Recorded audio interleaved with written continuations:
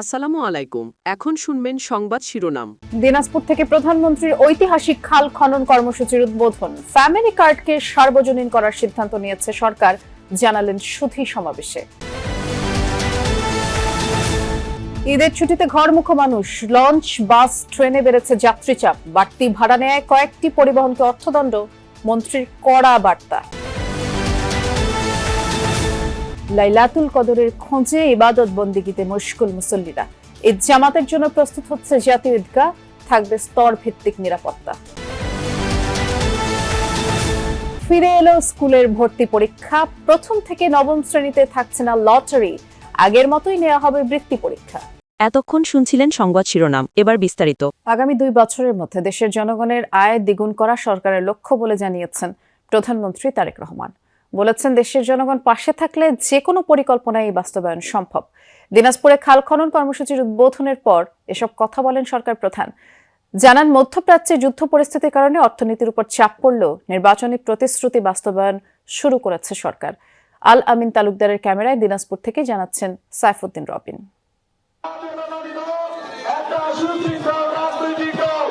যেন ভালোর পথ ধরে আলোর দিকে চলা। বাবা প্রয়াত রাষ্ট্রপতি জিয়াউর রহমানের মতো কাদা মাটির কাছাকাছি প্রধানমন্ত্রী তারেক রহমান 21 বছর পর নানাবাড়ি দিনাজপুরে এসেই পায়ে হেঁটে ছুটলেন গ্রামের পথে। প্রধানমন্ত্রী নিজেই তুলে নিলেন কোদাল। বলরামপুরের 12.2 কিলোমিটার দীর্ঘ সাহাপাড়া খাল খননের মধ্য দিয়ে উদ্বোধন করলেন দেশব্যাপী নদী, নালা, খাল, জলাধার খনন ও পুনঃখনন কর্মসূচি।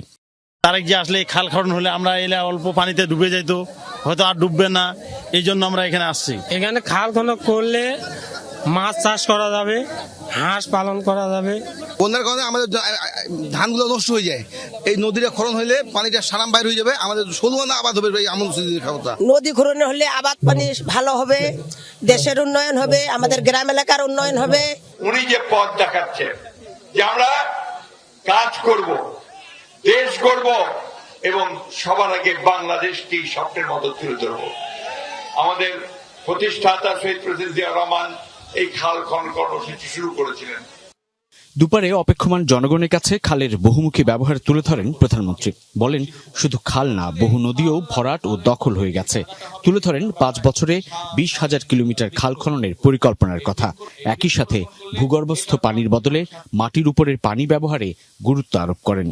খাল খননের মাধ্যমে উজানের সময়, বর্ষার সময় যে অতিরিক্ত পানিটা, সেই পানিটা আমরা ধরে রাখবো, যাতে শুষ্ক মৌসুমেই হোক, বর্ষা মৌসুমেই হোক, আমরা আমাদের কৃষক ভাইদেরকে পানি সরবরাহ করতে পারি, যাতে আমরা আমাদের কৃষির উৎপাদন বাড়াতে পারি। প্রধানমন্ত্রী তারেক রহমান বলেন, স্বনির্ভর বাংলাদেশ গড়তে চায়। পরিবার পরিজনের টানে ঈদের ছুটিতে ঘরমুখো মানুষ। আজ শেষ কর্মদিবসে অফিস শেষে অনেকেই বাড়ির পথ ধরেছেন। সড়ক, রেল, নৌপথ যেভাবে পারছেন রাজধানী ছেড়ে যাচ্ছেন। ঢাকা ময়মনসিংহ মহাসড়কের আব্দুল্লাহপুর এলাকার চিত্র আমরা দেখব। আমাদের সহকর্মী গাজীপুর বিভিন্ন পয়েন্টে বেশ উচ্চতর ভিড় রয়েছে, যাত্রীরা কিন্তু তাদের নিজ নিজ জেলায় যাচ্ছে। তবে একটি অভিযোগ রয়েছে, সেটি হচ্ছে যে পরিবহন সংকট রয়েছে এবং ভাড়া অধিক চাচ্ছে, সেটিও অভিযোগ রয়েছে। আমরা দেখছি যেহেতু গাজীপুর শিল্পাঞ্চল, সেক্ষেত্রে আমরা দেখেছি যে এই শিল্পাঞ্চলে যারা শ্রমিকরা রয়েছে সেটিও আসলে ধাপে ধাপে আসতো। একটি অংশে তাদের বেতন ভাতা এবং বোনাস দেওয়া হয়েছে। সেই তারা দেখেছি যে সকাল থেকেই ভিন্ন ভিন্ন জেলায় যাওয়ার চেষ্টা করছে, কিন্তু আবার তারা ব্যক্তিগতভাবে আবার বিভিন্ন পরিবহন কনট্যাক্ট করে তার নিজ নিজ জেলা যাওয়ার জন্য চেষ্টা করছে, সেটিও দেখেছি। তবে বিকেল থেকে আমরা যে বিষয়টি দেখেছি যে গাজীপুর চৌরাস্তা এবং চন্দ্রা মোড়ে বেশ লম্বা একটি জটলা ছিল, সেখানে এখনো জটলা রয়েছে।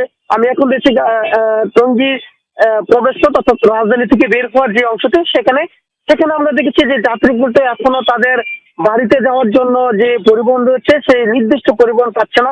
যেটিও পাচ্ছে সেটিও আসলে কয়েক গুণ দাম বেশি থাকার কারণে টিকিট আসলে পাচ্ছে না। এখানে স্বেচ্ছাসেবী রয়েছে, ডিএমপি পুলিশ রয়েছে এবং জিএমপি অর্থাৎ গাজীপুর মেট্রোপলিটন পুলিশ রয়েছে। আসলে পরিবহন সংকট থাকার কারণে মূলত তারা এখনো ভিন্ন ভিন্ন জায়গা থেকে তারা যাওয়ার চেষ্টা করছে। অনেকে আবার দেখছিলাম যে মালবাহী যে ট্রাক রয়েছে, লরি রয়েছে, সেখানে আসলে ঝুঁকি নিয়ে দড়ি দিয়ে বেঁধে তাদের যে পরিবার প্রয়োজন রয়েছে একত্রিত মৃত্যু ঝুঁকি নিয়ে। পবিত্র শবে কদরের মহিমান্বিত রাতের খোঁজে ধর্মপ্রাণ মুসলমানরা। ধর্মীয় বিশ্বাস মতে এই রাত হাজার মাসের চেয়ে উত্তম। মানবজাতির হেদায়েতের জন্য এই রাতেই মহান আল্লাহ রাব্বুল আলামিন পবিত্র কুরআন নাজিল করেন। তাই ধর্মপ্রাণ মুসলমানদের মাঝে দেখা যায় বাড়তি ধর্মীয় অনুশীলন, ইবাদত বন্দেগী। শবে কদর উপলক্ষে বিভিন্ন মসজিদে নামাজ, কুরআন তিলাওয়াত, জিকির আজকার, দোয়ায় মশগুল থাকেন মুসল্লিরা। অনেকেই নফল নামাজ আদায় করেন, কেউ বা দীর্ঘ সময় ধরে কোরআন তিলাওয়াত, তসবিহ, তাহলিলে এই পবিত্র রাত কাটান। আল্লাহর রহমত, মাগফিরাত ও নাজাত লাভের আশায় বিশেষ মোনাজাতে অংশ নেন তারা। পবিত্র এই রাতে নিজেদের অতীতের ভুল ত্রুটি ও গুনাহের জন্য ক্ষমা প্রার্থনা করেন ধর্মপ্রাণ মুসলমানরা। এর পাশাপাশি দেশ জাতি সমগ্র মুসলিম উম্মার শান্তি, কল্যাণ, সমৃদ্ধি কামনা করে মহান আল্লাহর কাছে দোয়া করা হয়। পুরো 30 রোজা রাখি আল্লাহকে খুশি করার জন্য। আর এই রাতটার জন্য আমরা গভীর অনেক আনন্দে থাকি, আবার অনেক অপেক্ষাও করি। ওরা সারা রমজানে তারাবি পড়েছে আলহামদুলিল্লাহ।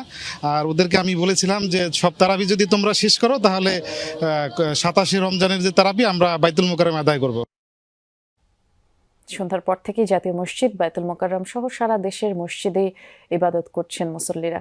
আমাদের সহকর্মী তানজিম শাফিন খোঁজ খবর রাখছেন এ বিষয়ে, তিনি অপেক্ষা করছেন আমাদের জন্য। শাফিন, সাধারণত 20 রমজানের পরেই যে কোনো বেজুর রাতেই শবে কদরের রাত হতে পারে এবং ধর্মীয় বিশ্বাস মতে সবাই তাই পালন করে। তবে দেখা যায় যে 27 কদর রাতকেই শবে কদরের রাত হিসেবে অনেকে ধরে একটু বেশি ইবাদত বন্দেগীতে মশগুল থাকে।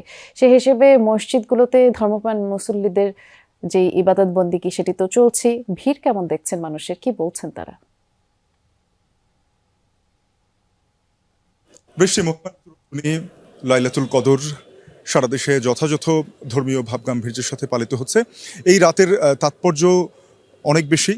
ইসলাম সরকারি ও বেসরকারি স্কুলের প্রথম থেকে নবম শ্রেণী পর্যন্ত ভর্তি পরীক্ষায় আর লটারি পদ্ধতি থাকছে না। এখন থেকে মেধা যাচাইয়ের জন্য সাধারণ পদ্ধতিতেই ভর্তি পরীক্ষা নেওয়া হবে বলে জানিয়েছেন শিক্ষামন্ত্রী আ.ন.ম এহসানুল হক মিলন। তিনি বলেছেন, ভর্তি পরীক্ষা লটারির মতো জুয়ার মতো হতে পারে না, তবে পরীক্ষা হবে সহজ এবং ধীরে ধীরে এলাকা ভিত্তিক করা হবে ভর্তির পদ্ধতি। এর আগে তিনি ঢাকা, রাজশাহী, চট্টগ্রাম সহ 7 পাবলিক বিশ্ববিদ্যালয়ের নতুন উপাচার্য ও মঞ্জুরি কমিশনের চেয়ারম্যানের নাম ঘোষণা করেন। সরকারি বেসরকারি শিক্ষা প্রতিষ্ঠানে প্রথম শ্রেণীতে লটারির মাধ্যমে ভর্তি পরীক্ষা শুরু হয় 2011 সালে। অন্য শ্রেণীতেও ছিল লটারি। এতে ভর্তি, কোচিং, বাণিজ্য বন্ধ সহ কোমলমতি শিক্ষার্থীদের উপর পরীক্ষার চাপ কমানোর কথা বলেছিল তখনকার সরকার। তবে দীর্ঘদিনের সেই পদ্ধতি পরিবর্তন করার সিদ্ধান্ত নিয়েছে বিএনপির নেতৃত্বাধীন সরকার। শিক্ষামন্ত্রী জানিয়েছেন, সহজ পদ্ধতিতে পরীক্ষার মাধ্যমেই ভর্তি করা হবে। ভর্তির প্রক্রিয়া বা পদ্ধতি কি হবে তা পরে জানানো হবে। অ্যাডমিশন পরীক্ষা যেটা হয় সেটা আমরা লটারির পরিবর্তে পরীক্ষা নেওয়ার ব্যবস্থা করতে যাচ্ছি। কোনো জায়গায় শিক্ষায় লটারি, এটা তো জুয়া খেলা না। Why you think lottery? আপনি রিল্যাক্স করেন, আপনি আরো কমিয়ে দেন।